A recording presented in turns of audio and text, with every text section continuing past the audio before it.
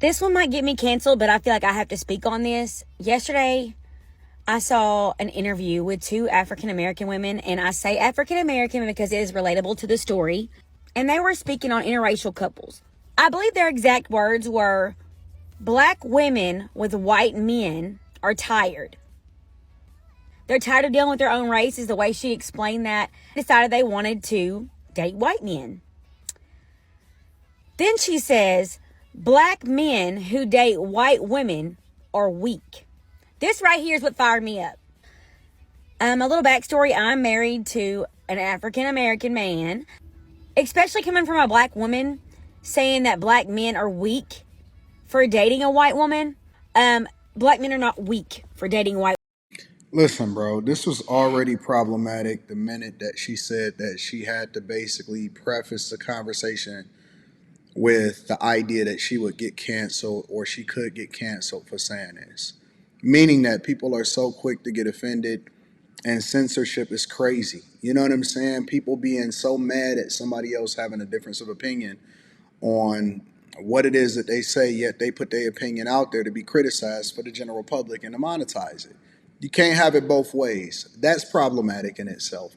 The second thing that's problematic is the fact that the woman, these women, these African American women, as she's describing them, is saying that they're tired of these guys or they're tired of dating black men.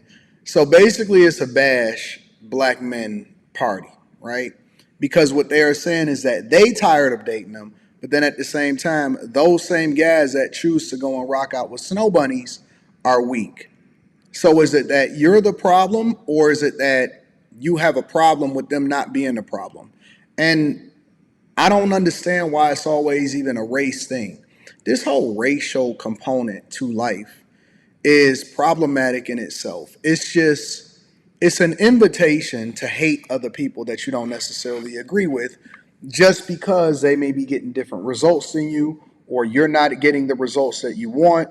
And so you got these overly masculine people, overly problematic people, overly opinionated people that get offended at everything and don't take any accountability and responsibility for whatever it is that their life is like, but then they want to criticize other people when they get the results. Listen, if he decides that he want to date a snow bunny, cool.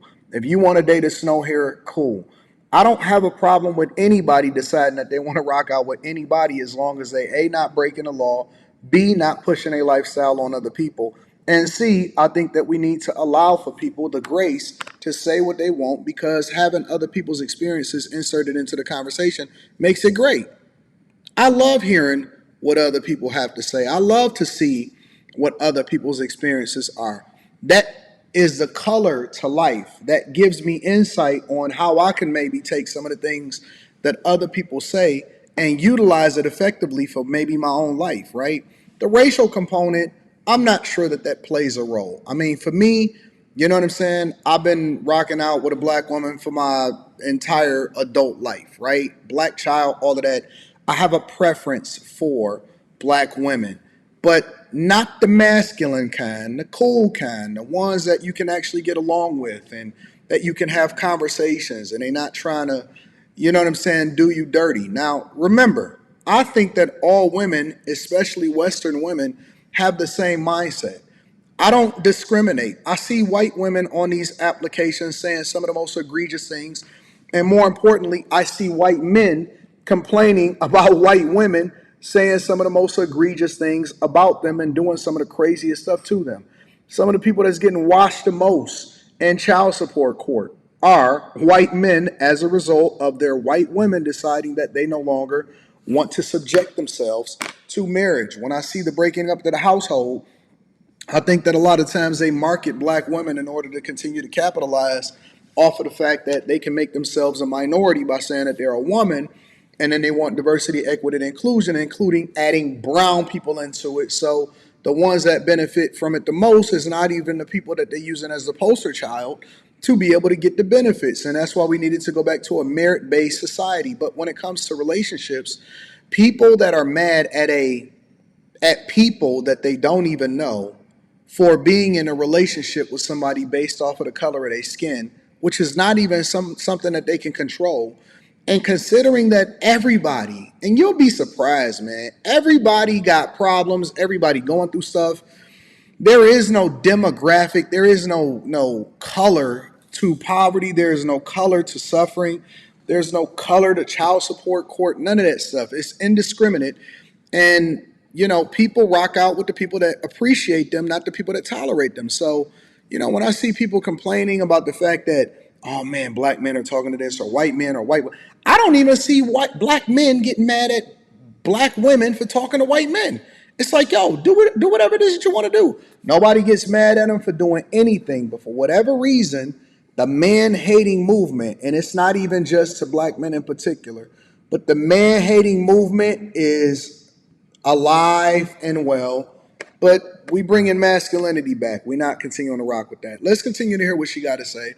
And I also want to preface this by saying that I always give credit to the content creator. So that link is going to be down in the description, regardless of whether I agree with him or not. But I want to hear the full context of her story. Women. My husband had been through so much before me and dated strictly in his race his whole life until we got together when he was 22, 23, somewhere in there. And been treated like absolute Well, that's not a long time because he's only 22, 23, but I understand what you're saying. Trash. But that's not to say that's technically black women. It's just the people he was picking. Same thing goes for me. I have never technically dated a white man. I've always dated black men. But I always chose wrong. It's not because of the race. It's not. I'm so sick of people throwing race into everything. Because black men who date white women are just as tired as the black women who date white men. I feel like it's just the people that they're picking. Felt like that lady was coming for my husband, even though obviously she wasn't.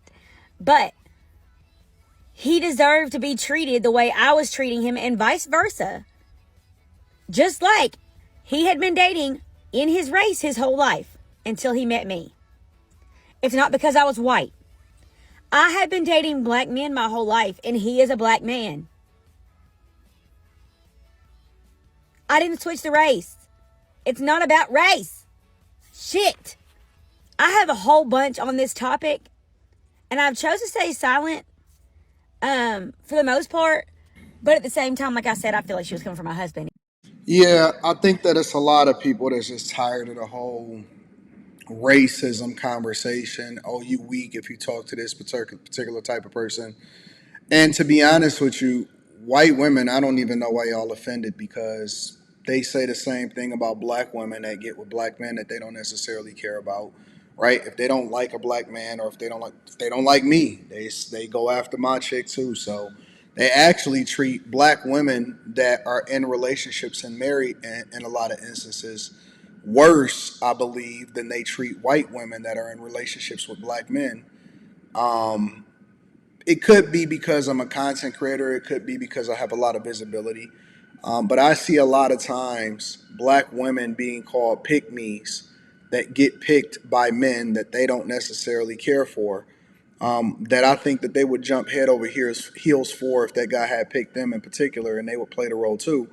But the whole race narrative and the race aspect of the conversation, it does get a little bit tiresome. But that just means that we just got to be a lot more vigilant about the conversations that we are having, because you can't let other people create the narrative of what should happen in culture.